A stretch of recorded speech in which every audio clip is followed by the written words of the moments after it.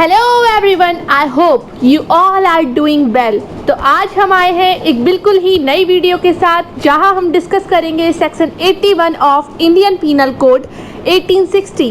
यहां पे हम डिस्कस करेंगे प्रिंसिपल ऑफ नेसेसिटी के बारे में।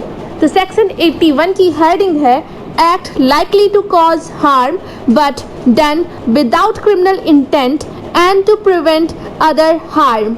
इस ही सेक्शन को हम डिफेंस ऑफ नेसेसिटी के नाम से भी जानते हैं। जैसा कि हम हेडिंग से ही समझ सकते हैं, act likely to cause harm यानी कि कोई ऐसा कार्य जो कि लाइकली टू कॉज हार्म है, यानी कि हानि करने जैसा कोई एक्ट है, but done without criminal intent यानी कि बिना किसी क्रिमिनल इंटेंशन के किया गया है। टू प्रिवेंट अदर हार्म, किसी दूसरे हार्म को रोकने के लिए हमने कोई ऐसा हार्म कर दिया है जो कि बिना क्रिमिनल इंटेंशन के है, तो वहाँ पे हम section 81 of Indian penal code को अप्लाई करेंगे।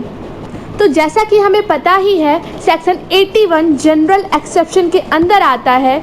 तो अब हम इसकी बेयर एक्ट की लैंग्वेज को भी पढ़ लेते हैं, जहां लिखा हुआ है nothing is an offence merely by reason of its being done with the knowledge that it is likely to cause harm if it be done without any criminal intention to cause harm and in good faith for the purpose of preventing or avoiding other harm to person or property। यानी कि nothing is an offence, कोई भी act offence नहीं हो जाएगा सिर्फ इसलिए merely by the reason of its being done with the knowledge that it likely to cause harm. यानी कि जो आप एक्ट कर रहे हैं वो इस नॉलेज से हो रहा है कि इससे हार्म हो सकता है। तो ये नॉलेज होना ही, इसी कारण से आपके एक्ट को हम ये नहीं कह सकते कि ऑफेंस है। अगर आपका जो एक्ट है बिना किसी क्रिमिनल इंटेंशन के, गुड फेथ में और प्रिवेंशन और avoid other harm to person और प्रॉपर्टी के किया गया है, तो हम section 81 of Indian penal code को अप्लाई करेंगे। तो जैसा कि हमने बेयर रीडिंग से ही पता लगा लिया है कि इस सेक्शन के अंदर 3 मेन इसेंशियल एलिमेंट्स हैं जिनका फुलफिल होना बहुत ही नेसेसरी है। तो पहला है विदाउट क्रिमिनल इंटेंशन, यानी कि जो एक्ट किया जा रहा है वो बिना किसी क्रिमिनल इंटेंशन के होना चाहिए। दूसरा है गुड फेथ में, यानी कि गुड फेथ में होना चाहिए। गुड फेथ की जो डेफिनीशन है वो section 52 of Indian penal code में दे रखी है। और तीसरा है प्रिवेंटिंग और avoiding other harm to the person और द प्रॉपर्टी, यानी कि जो आपने एक्ट किया है वो प्रिवेंट कर रहा है या फिर अवॉइड कर रहा है किसी दूसरे हार्म को, किसी पर्सन के या फिर प्रॉपर्टी को बचाने के लिए। इसे समझने के लिए हम एक एग्जाम्पल को ले सकते हैं। जैसे कि आप कार ड्राइविंग कर रहे थे नॉर्मल स्पीड में और अचानक से आप देखते हैं कि सामने से बाईपास पे 5 से 6 बच्चे रोड क्रॉस कर रहे हैं और साइड में एक वेजिटेबल वेंडर है, यानी कि सब्जी का विक्रेता है, जो कि रोड पे अपना ठेला लगाए हुए हैं। अब आप देखते हैं कि बच्चे अचानक से रोड क्रॉस कर रहे हैं, तो आप ब्रेक लगाते हैं, तब भी उनको एक्सीडेंट हो ही जाना है, तो आप अपनी कार को टर्न कर लेते हैं। टर्न करने की वजह से जो एक्सीडेंट है अब वो वेजिटेबल वेंडर का हो जाता है, जिसके कारण उसको ग्रीवियस हर्ट हो जाता है।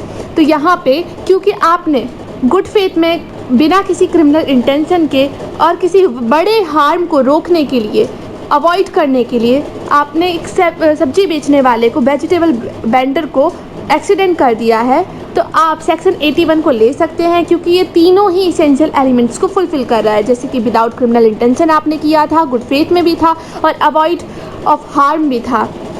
क्योंकि अगर आप सीधे चलाते चले जाते तो एक्सीडेंट था वो 4 से 5 बच्चों का हो जाता। तो फिर यहाँ पे आपने बड़े हार्म को रोकने के लिए एक छोटा सा हार्म कर दिया है। छोटा तो नहीं है, खैर उस वेजिटेबल वेंडर की लाइफ को डेंजर हो गया है, बट तब भी 5 से 6 बच्चों को बचाने के लिए एक इंसान को अगर देखा जाए तो फिर इसे छोटा ही माना जाएगा। अब हम इस सेक्शन में एक नोट आपको अच्छे से पता होना चाहिए। This section is based upon a principle of necessity when there is a situation of sudden emergency, यानी कि अचानक से आपके सामने कोई इमरजेंसी उत्पन्न आ जा रही है और आपके पास चॉइस ही नहीं बचता है। सिर्फ 2 ही चॉइस रह जाते हैं and one of 2 harm becomes a necessity, और आपके पास 2 हार्म में से किसी एक को चुनना नेसेसिटी हो जाती है, ज़रूरी हो जाता है, then the cause of smaller harm is thought to be the legitimate, यानी कि जो छोटा हार्म होगा उसको हम लेजिटिमेट ट्रीट करेंगे, उसको हम एक तरीके से वैलिड ट्रीट करेंगे। आई होप अब आपको सेक्शन थोड़ा अच्छे से समझ आ गया होगा। अब हम लोग इसका इलिस्ट्रेशन भी देख लेते हैं। तो इलिस्ट्रेशन समझने के लिए देखते हैं।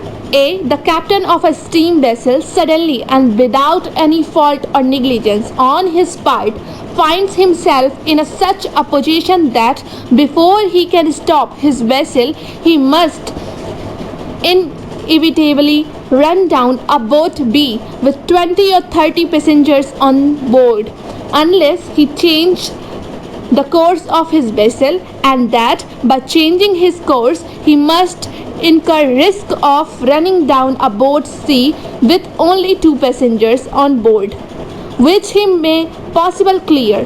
Here, if A alters his course without any intention to run down the boat C and in good faith for the purpose of avoiding the danger to the passengers in the boat B, he is not guilty of an offence, though he may run down the boat C by doing an act which he knew was likely to cause that effect, if it be found as a matter of fact that the danger which he intended to avoid was such as to excuse him in incurring the risk of running down the boat C.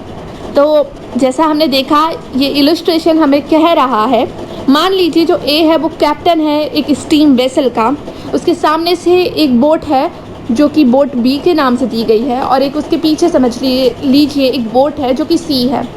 अब जो captain थे steam vessel के, उनकी कोई भी गलती नहीं थी, विदाउट एनी फॉल्ट और निगलिजेंस वो देखते हैं खुद को एक ऐसी सिचुएशन में पा रहे हैं कि अगर वो सीधे अगर अपनी स्टीम वेसल को चलाते रहे तो जो आगे बोट बी है वो डूब सकती है, जिसमें 20 से 30 पैसेंजर्स हैं।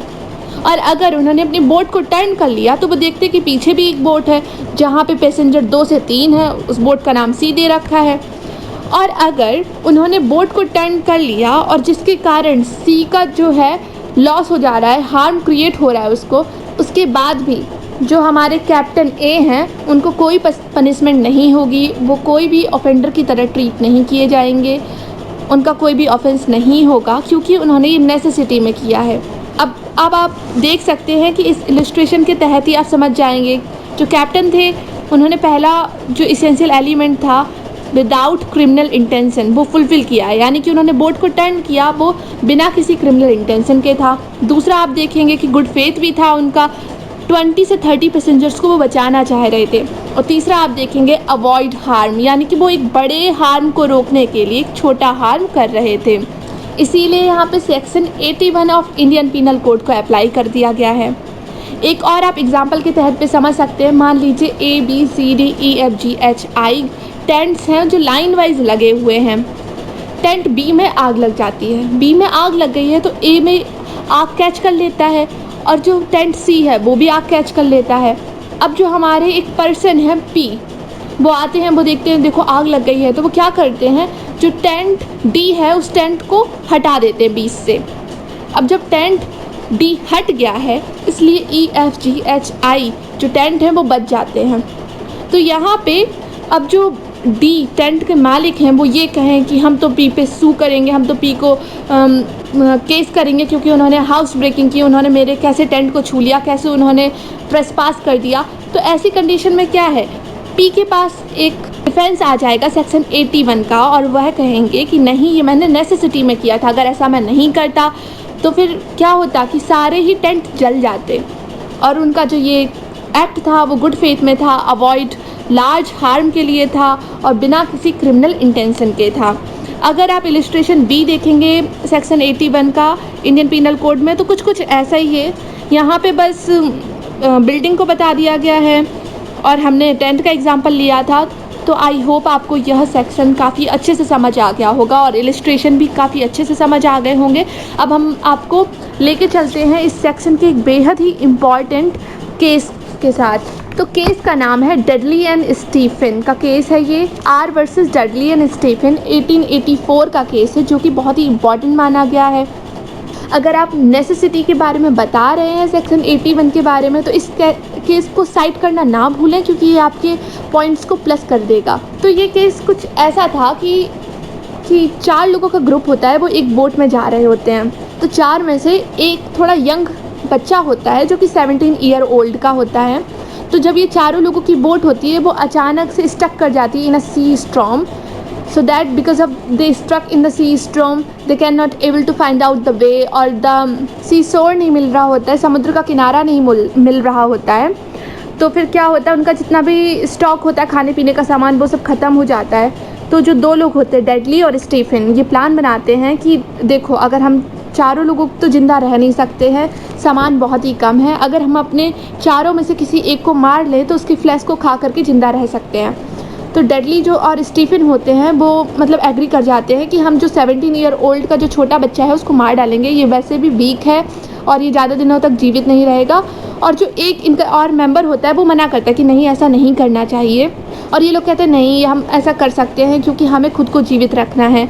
तो ये लोग क्या करते हैं, उस छोटे से बच्चे को मार डालते हैं और उसकी फ्लैश को खाते हैं और जीवित रहते हैं। और फाइनली वो सी शोर पे पहुंच जाते हैं, यानी कि समुद्र के किनारे पे पहुंच जाते हैं। उसके बाद इनके ऊपर एक केस लगता है जो कि मर्डर का होता है, और वहाँ पे ये एक डिफेंस लेते हैं नेसेसिटी का, और कहते हैं कि हमने प्रिजर्वेशन के लिए डॉक्ट्राइन ऑफ प्रिजर्वेशन का यूज़ करते हैं, और कहते हैं कि हम सेक्शन 81 के अंदर हमें डिफेंसिव शील्ड मिल जाएगी और हम बच जाएंगे। तो फिर यहाँ पे जो कोर्ट होती है वो ये कहती है कि नहीं, आपको नहीं मिल सकती है, क्योंकि जो आपका जो एक्ट था वो गुड फेथ में नहीं था। आपने खुद को बचाने के लिए किसी इनोसेंट पर्सन को मार डाला, ये सही नहीं है। यहाँ पे आप ये लोग तो कहते हैं कि हमने एक लार्ज हार्म को बचाने के लिए एक छोटा हार्म किया है, पर ऐसा नहीं होता। कोर्ट कहती कि नहीं, आप अपने आप को बचाने के लिए किसी और मासूम इंसान को नहीं मार सकते हैं। ये सिर्फ लीगली ही नहीं, मोरली भी गलत होता है। इसीलिए इस केस का जो जजमेंट था, उससे ये पता चल जाता है हमें कि डॉक्ट्राइन ऑफ नेसेसिटी को आप सिर्फ़ और सिर्फ अपने बेनिफिट के लिए यूज़ नहीं कर सकते हैं। That's it for now. I hope आपको ये वीडियो बहुत अच्छे से समझ आई होगी। तो please like and subscribe our YouTube channel. Thank you so much.